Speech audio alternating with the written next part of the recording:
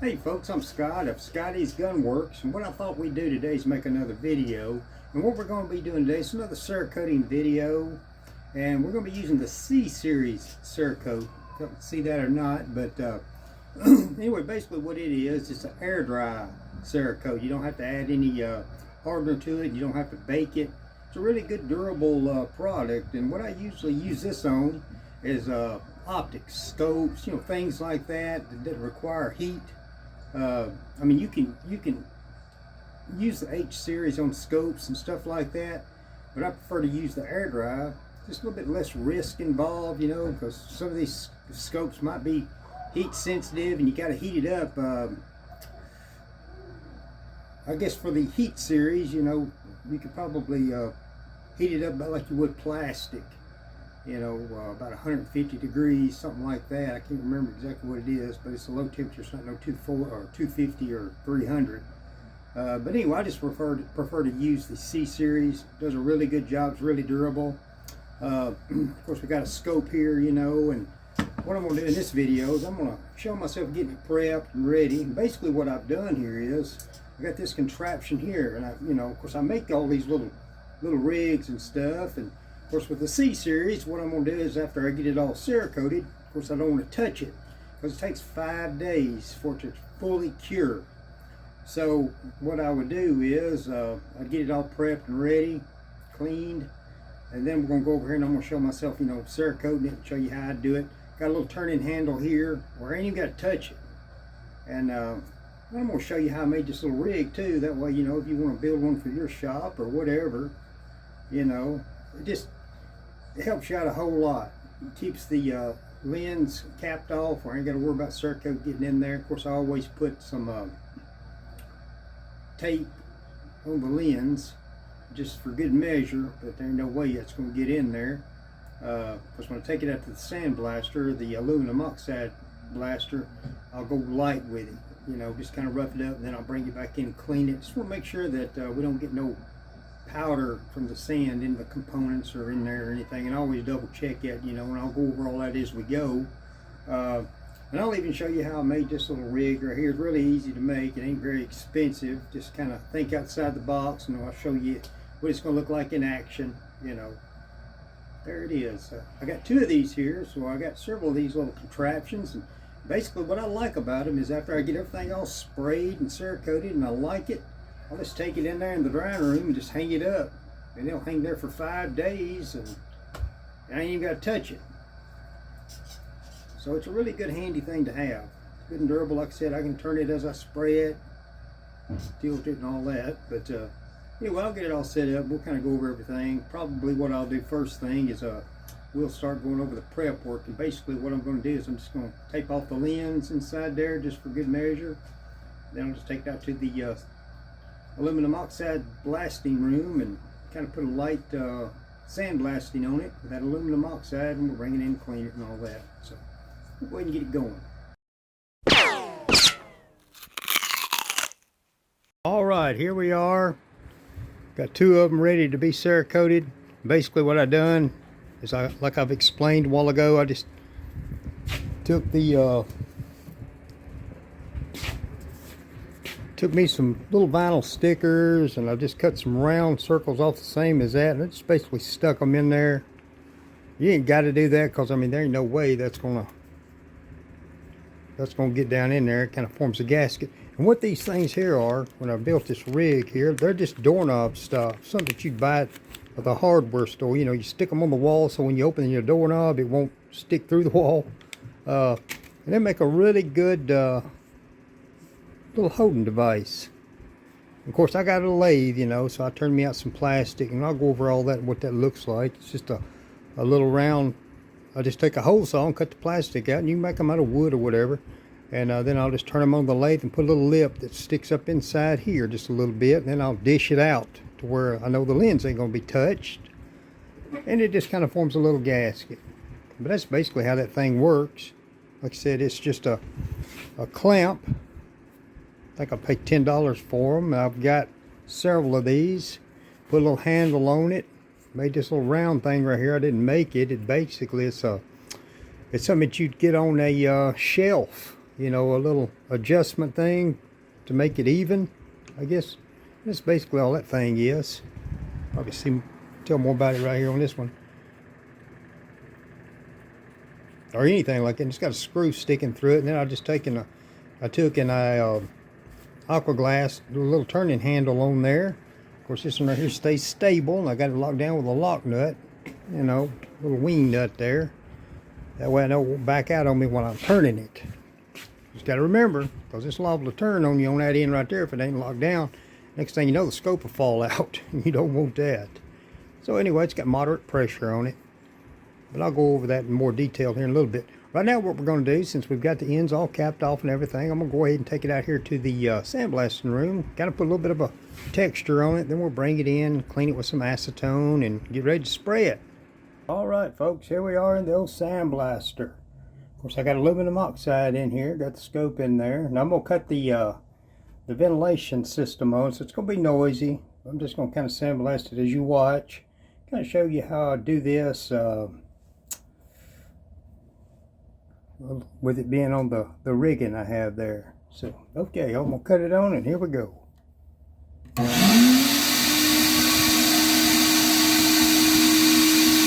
not be able to hear me. Let's go see it.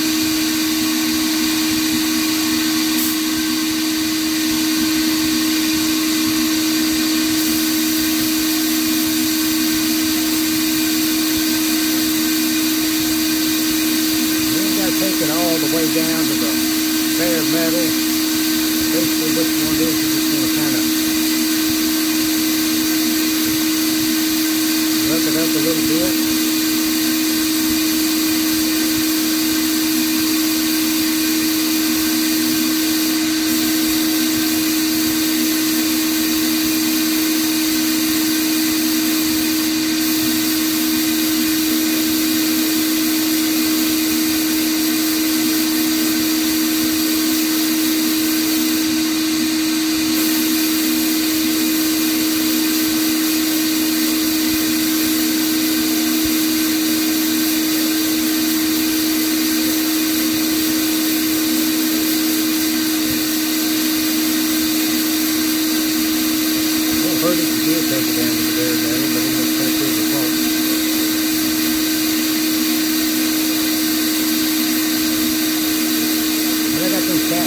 Tight on there, that way I know no dust will get in there.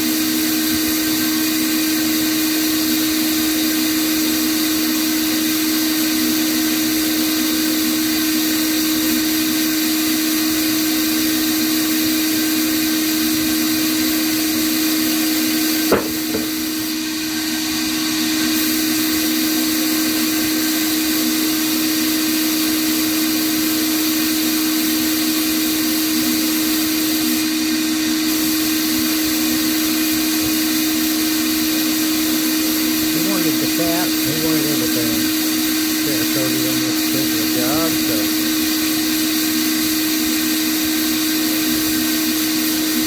and I told him to put some words, like some letters there and things like that right there. You'll be able to see them bleed through a little bit, and that's fine, but they won't be as highlighted as they are right now.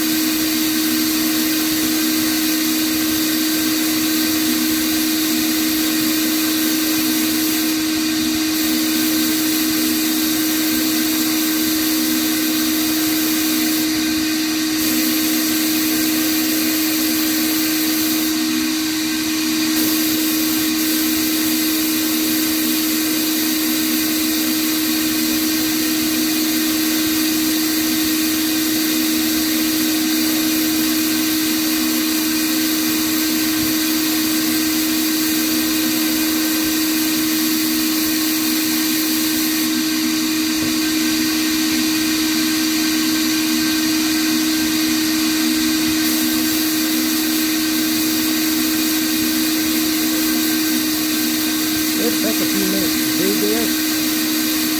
So what I'm going to do is I'm going to go ahead and do them both. I won't bore you with showing you the whole process here. I think everybody kind of gets the idea how I do this. So I'll just keep going over this and I'll show you the finished after I get ready to Cerakote it. Well, right before I get ready to Cerakote it.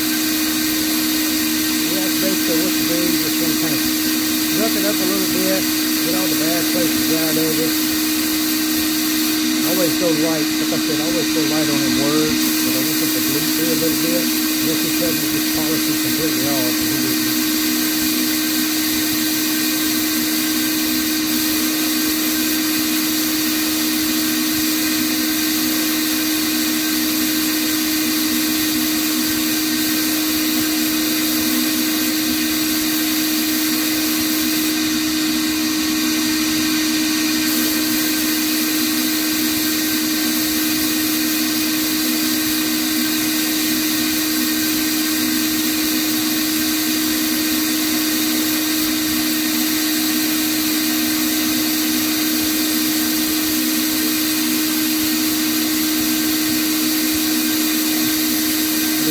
This is a good detailed area.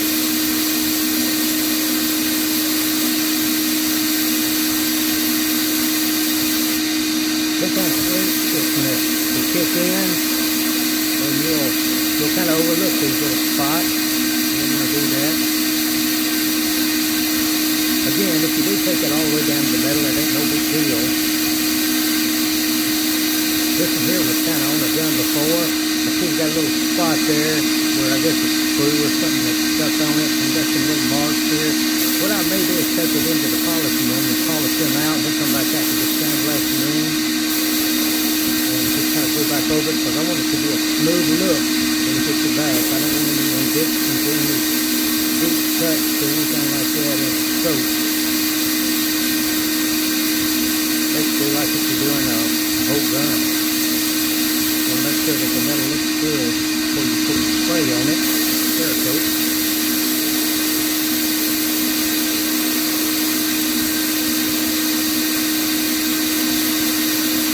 Right in that little area there. You shouldn't be going away though pretty good with this sandblasting. And then the oxide.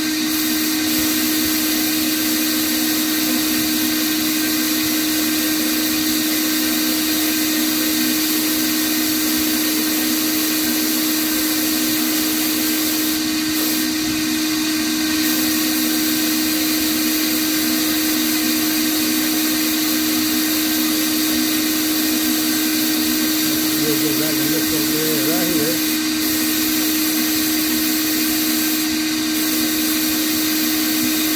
So that's going in the holder.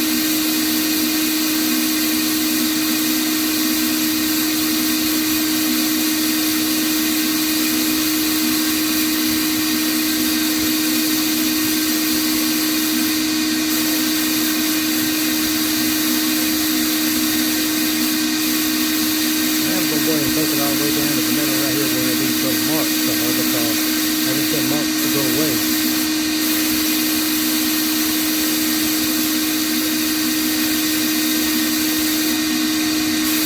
It isn't really necessary, like I said before, take it all the way down to the silver. You can just kind of rough it up and just leave it in the black. If you've got bad places in there, you want to polish them out. These here are going away with this blasting process.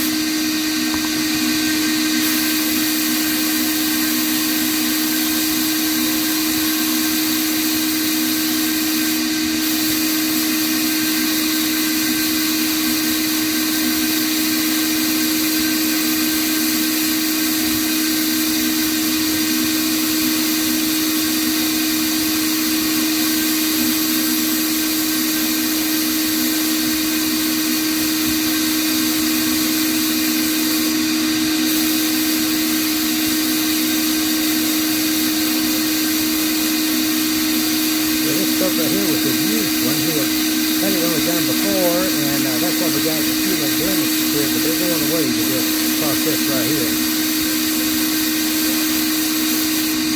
We had them where the rooms was on it, some little marks to go now. So.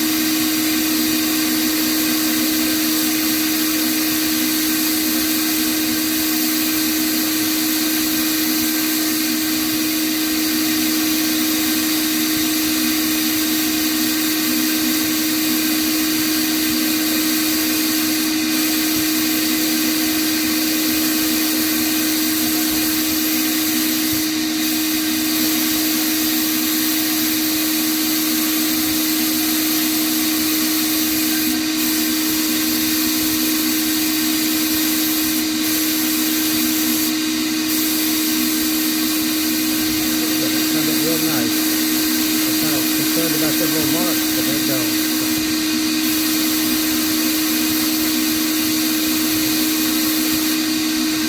They make some new scope, so we don't have to worry about any kind of little blemishes in this. So we'll probably just rough it up real good. I don't know, I might just take it all the way down the middle as well.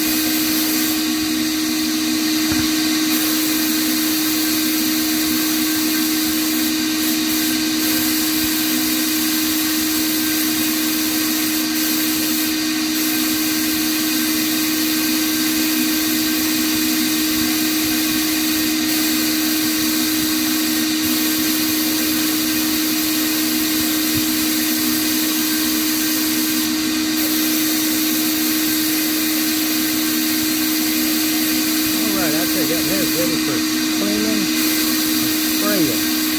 We'll get the other one done and all that.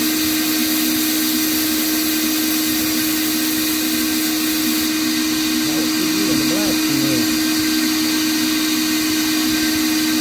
room. Alright. What we'll do now is kind of show you my cleaning procedure. I just take a clean paintbrush, no oil or nothing on it. I just basically just kind of brush everything off.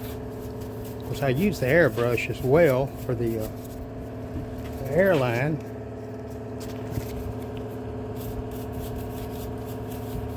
This right here just ensures that I get anything that won't blow off.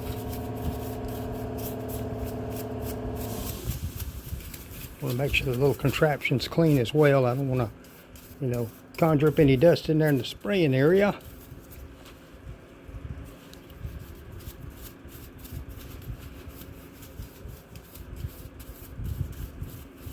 Still dark right in there, that's fine, it's okay. It's got a good texture to it. We just want a nice texture. The only reason why I went so heavy on this is because, like I said, it had marks on it. I just didn't want them marks to bleed through.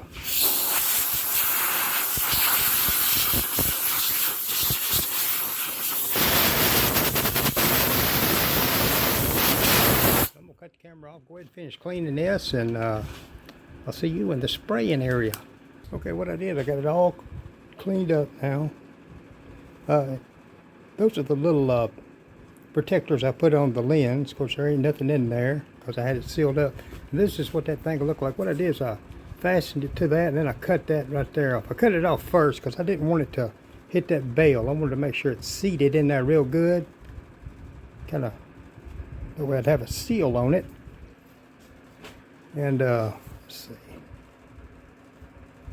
And on this other end right here, again, I got a lathe, but I just kind of took a hole saw, got me a sheet of this plastic, took a hole saw and cut it out round, and then I just put it on the lathe, and I kind of, cut it to where it would fit up in there. That way I knew it wouldn't slide off, And I'm gonna go over this clamp right here whenever we get all done, show you, basically how I did it. So. Okay, folks, I'm going to try to speak up where you can hear me if I got this respirator on. Got it all cleaned off real good, then blended off,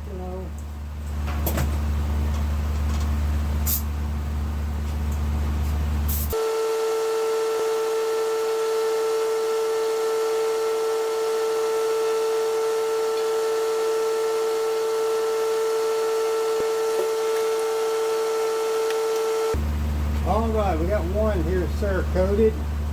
The main thing about this right here is, of course, it's sandblasted and it's silver. When you're using these silver colors, it's really hard to see. So you just definitely want to make sure that you get everything fully coated. Basically what I do is I just make sure everything's shiny. Of course, it's going to start dulling up on you, but you just want to kind of look at it real close. And I like this right here because if you do potentially get it too thick in one area maybe, and it might try to run, you can just turn it right there and it'll kind of, stop that from running.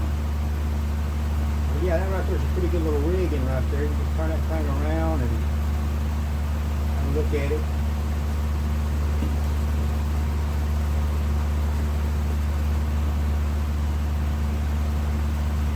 I'm going to let that sit there for a minute.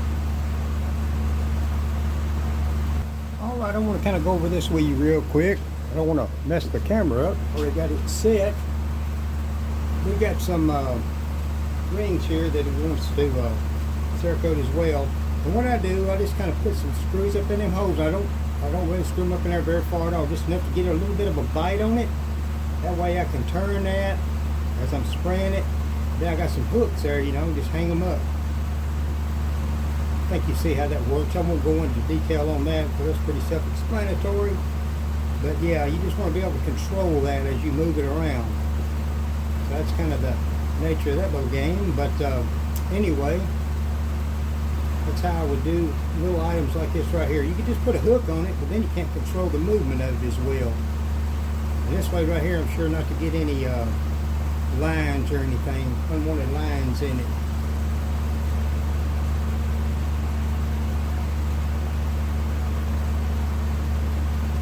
What I'm doing now is I'm kind of turning it, looking for any potential runs that might have formed, because I didn't put it on there real thick at all.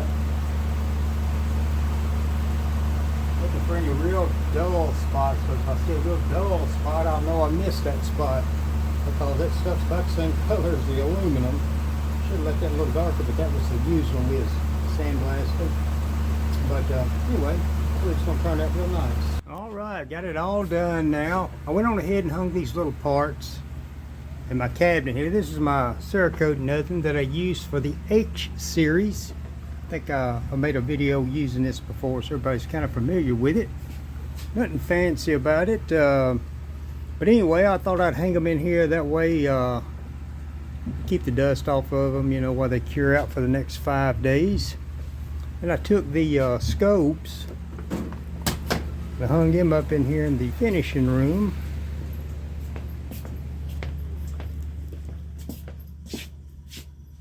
Got them hanging up there where they'll hang for the next 5 days. So anyway, as you can see, it's just a pretty simple process. Look really good. What I'll do here is I'll go over the components in that scope vise, I guess is a good name for that. Kind of show you how I made it in case you're interested in making one for your shop or yourself. They hold scopes or anything else you might not want to touch while you're spraying it. But anyway, there it is. Alright, here we are in the office here where the air conditioner is. A little bit cooler in here. But anyway, I kind of wanted to go over this little vise here. And basically all it is just one of these vices that a cabinet maker would use, I guess, to glue boards together where you have a big piece of wood to work with, you know, basically a clamp. And I picked this one up years ago. I've had these things about 20 years. Paid about $9.95 for it. I'm sure now it's probably about $1 or $2 more. Get them just about anywhere. Basically, that's all it is. It's just a vise. And what I did on mine is, of course, you know, I cut it off by right here. And I drilled in a hole right here. And I took this piece here and I put it in there where I could put it in there in my setup. I like that setup I got in there. That way, when you're spraying it, you know, and there's a run or something, you can control it a lot better. Of course, with Cerakote, it's a pretty thin coat, so you ain't got to really worry about runs, but I like the controllability, and I can move it around as you've seen and spray it. And so what I did is, on this end right here, I really like this handle right here, but I couldn't use it because I wanted to put a lock nut on this right here. For some crazy reason, that thread right there don't interchange with anything you can buy. At least I couldn't find it. I looked everywhere. So what I did is, I just got me a 3/8 bolt here, screw, and I just took this thing completely out, and I took my 3/8 tap, and I just went ahead and just kind of move them threads around, I guess. It's almost perfect, but it's just off enough to where you can't stick a regular bolt on it. So anyway, I made it work, and that's why I got a lock wing nut on that. And the reason why you'd want to put a lock nut on this, or a jam nut, is because on this end right here, you know, when you got that turning handle on there, what'll happen is, if you don't lock this end right here down, it'll unscrew on you, and then your scope will fall out. You don't want that to happen. So you want to make sure you lock this down. You know, you might get away with using this. You might have some other kind of little clamping system that you might use if you choose to use this. And of course, this right here, you know, I just took a rounded end of it off because I wanted that piece of plastic I put on there to pivot like that. I wanted to imitate that. So on mine, I rounded that end off and put some bolts there to make sure it didn't stick all the way up in there. And it wouldn't. I just put them bolts on there for good measure. But that's how I did that. And I made me cut me out a round piece of plastic, and I nulled it. And it's a black plastic you seen in there, because I got a lathe and stuff, so that's how I did that. It made me a handle on that. So that's the reason why I didn't use that. And on this end right here, I took and I cut me an L-shaped cut in that. You know, I just took where that's sloping down, I just took and I flattened it out, okay? And then I drilled me a hole in it. And this right here is what I was telling you about. All it is a thing that you know, you've seen chairs and tables and stuff. It's got these things at the bottom of it, and they got threads on them where you can screw them out in case your floor is not level. Well, that's basically all that thing is. And I drilled me a hole and I put it up in there. And of course, you got a little bit sticking out there. And I got that L shape put in there, you know, and it makes it stick out a little more. And then what I did is I just took and took some aqua glass and I put me a handle up on this where I could turn it, you know, kind of way. But that's basically all it is. There ain't nothing real fancy about it. You know, when you're doing this kind of stuff, you have to rig all kind of stuff up, think outside the box. And I thought I'd share that with you because a lot of people, you know, they Cerakote and stuff like that, and everybody's got their own way of doing it. I know there's a method called a lamp method where you can take something, a base, make you a base, put it up in the bell, and it sits long ways, you know, and that's a good way to do it as well. I just like doing it this way right here because this way I can, from start to finish on it, I ain't got to touch it once I get it in here. It works really good. Always had really good luck with it. And of course on this end right here, you know, when you put this end right here in, you got these things right here. And what these things are, they're just doorknob stops. You know, you stick them on your wall so when you open your door, it won't go through the doorknob won't go through the wall. And I just basically stick that on there. I had to put tape on one of them. And I always cut the end of them off. Kind of flatten that out a little bit, because I don't like nothing touching the lens of the scope. So I'll cut that off. It won't touch the lens of the scope. Of course, I'll tape the scope up, you know, with some plastic stickers, I guess, you know, to kind of protect it just for good measure. You ain't got to do that, but I always like doing that. So anyway, there it is. It ain't nothing real fancy about it. Kind of wanted to share that with you. Of course, you know, I'm sure if you have any questions, you know, feel free to call area code 615-746-9668. Be happy to answer any questions concerning this stuff. Like I said, I got this set up for the C series Cerakote for optics, you know, scopes and stuff like that. I want to give Austin Phillips a big shout out. The scopes belong to him, a real good customer. So I thought I'd take this opportunity to make a video on the C series Cerakote. Kind of share that with you and show you how I would do it. There's all kind of ways of doing it. This is how I do it. And again, if you have any questions, feel free to give me a call. And as usual, I appreciate everybody watching these videos.